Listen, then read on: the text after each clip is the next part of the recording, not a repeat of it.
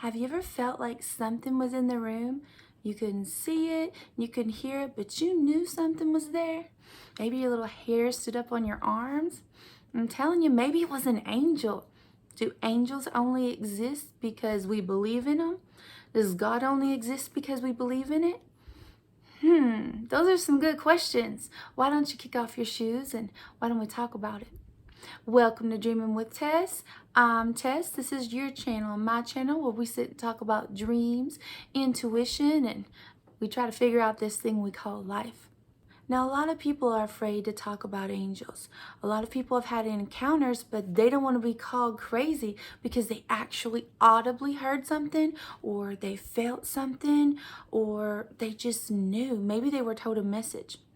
After I started my channel, a couple days after, a friend of mine that I used to work with called me up and said, Tessa, I'm so glad that you shared because I had an encounter. I was like, well, tell me, I want to hear about it. And she said, well, one time I was in a car and I looked around and I heard something tell me, stop. So I stopped. And then a little child came behind her car, and she would hit that car, and she would have hit that baby had she had not stopped. I believe angels exist, and I want to tell you my stories so you can feel free to open up and feel like you're not the only one. This is our little corner of the internet where we can sit and not be judged by Christians or Muslims or atheists. We're not going to be judged because it's important to figure out the experiences that we've had and label them. Well, you can have a lucid dream and not know that it's lucid and it still be a lucid dream. So today we're going to talk about angels, and I'm going to give you 3 examples like I usually do. 3 examples of what has happened in my life. So after my papa had died, my mama immediately went into a coma. And I had prayed and asked God if she could have 6 more months to live. And they went to go pull the plug, and I was not going to be there. So I went up to Louisville and was ready to catch a flight to come back out here to Texas. And she was alive. And when I had went in there, I knew that she was alive. I really didn't feel like she was dead. So it was about 6 months later, after I had prayed that prayer, and God had granted her that time, which was beautiful.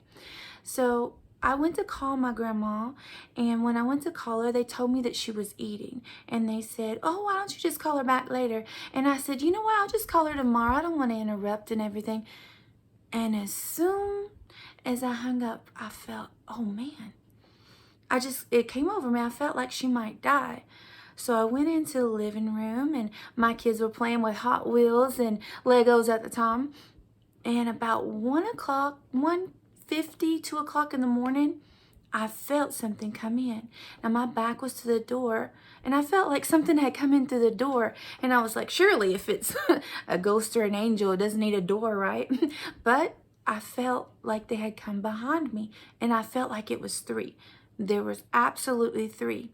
2 went beside me, and 1 went up and to my feet. And that one was just standing there. It was just there in the area. It wasn't saying or thinking anything.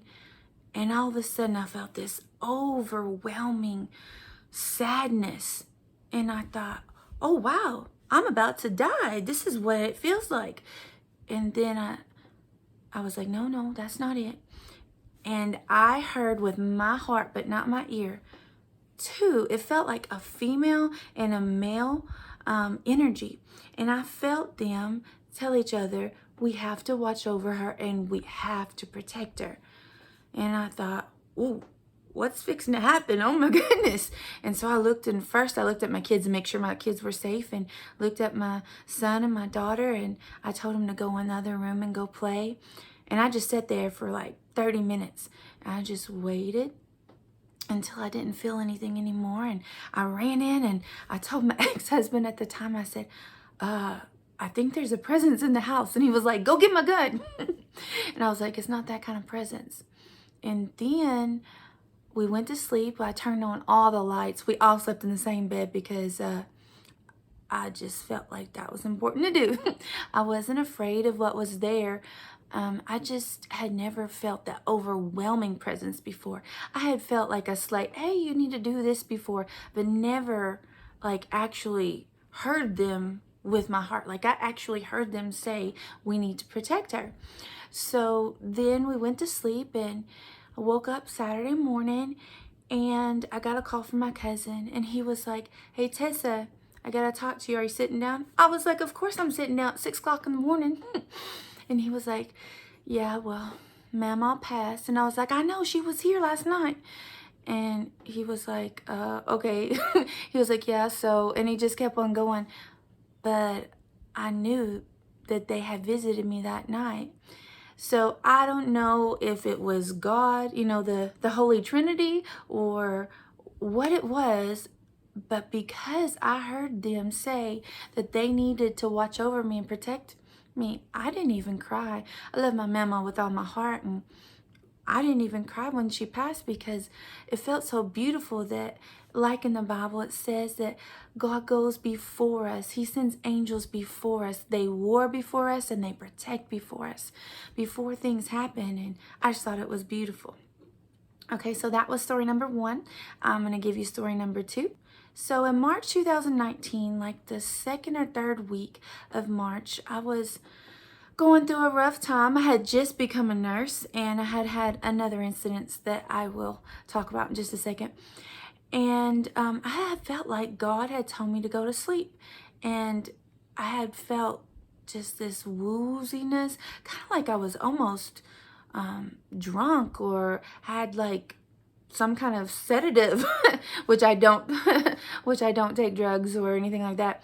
So I laid down, and as I laid down in my dream, I dreamed I was having a stroke, and my whole right side was just hurting so bad, and I couldn't move it. And I was like, oh my goodness. And I was trying to wake up, and this angel, or this higher self, whatever you want to call it, this woman came to me. I couldn't see her, but I could hear her. And she's been in many of my dreams. And she was like, just breathe slowly, breathe slowly. And I was like, it hurts so much, it hurts so much. And then I looked into the mirror, and I said, I'm having a stroke. And then I looked in the mirror, and it was my mother. And I gasped for air, and I woke up. And as I woke up, I was like, oh my gosh, I think I just had a stroke. And I couldn't move my arm at all. And so I reached over with my left arm, and I got my phone, and I called my stepsister. And well, I went to call my stepsister, and she called me right away. And I was like, hey. And she was like, Tessa, I gotta talk to you about your mom. And I said, she's having a stroke, right? And she goes, yeah, how'd you know? I was like, it's her right side, isn't it? And she said, yeah. And I was like, because I feel like I'm having it. And so that was an instance that I've encountered an angel. So in that instance, I believe that, I believe in our higher selves, but I also do believe in angels.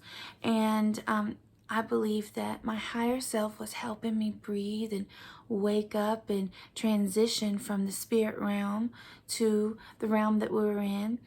And so my mama did end up having a stroke, and about a year after that, she died. And I had felt God ask me, hey, are you ready? Have you forgiven her? And I said, you know what, I have. I really have. But I hadn't. But I said, yeah, I really have. And he said, are you going to be okay if she passes? And I said, yeah, tell her I love her. And then she died the next day. And so I feel that we can all have a connection with anyone that we've passed through the bloodborne barrier. So if you've had sex with anyone, if you have a relative like a child, a mother, I feel like we have that connection. And so now I'm going to give you I'm going to give you instance number 3. So my very first job in January of 2019 as a nurse was to take care of this patient. And I went in to her home, and I immediately felt like there were angels around, but I didn't tell anyone.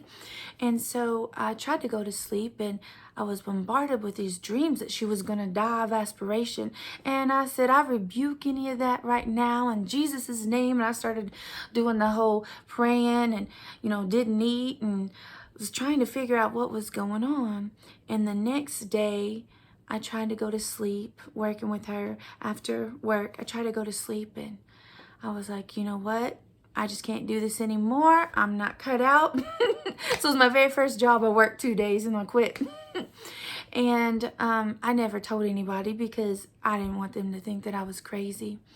And so after my mama had had the stroke and that incident and another one, I asked God, hey, is this just in my head? What's happening? I don't understand it. And so immediately that night, I had my patient come to me, but I was awake. I opened my eyes and I assumed that I was awake, but maybe I wasn't. And I saw a flash of her face. And then a few weeks later, I asked God if he could tell me if she was okay.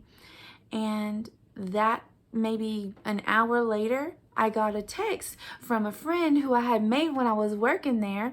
And she texted me and she said, hey, have you heard about blah, blah, blah, my patient? And I said, no, what's going on? And she said, well, she passed. And I said, oh, wow, that's crazy. And I said, man, so that was God. So I wanted to explain these stories to let you know that you're not the only one. And I've developed I've developed a better understanding of what they are now, but I gave you these stories so you won't make the same mistakes that I did and you won't think that you're crazy.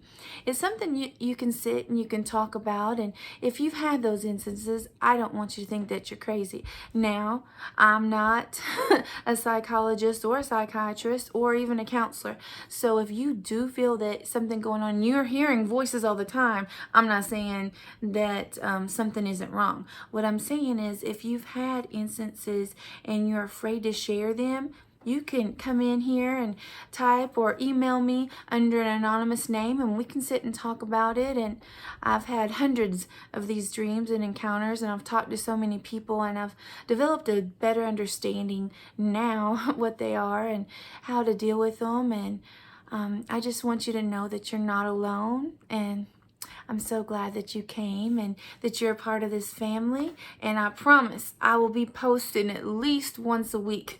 I had about half of my subscribers quit on me because I stopped posting. But I promise I'm going to post at least once a week. I'm going to try to post every other day for the next 2 weeks and see how that goes. Thank you guys so much. I'm so glad you came. Had a good time. And I will see you in the comments. Bye-bye.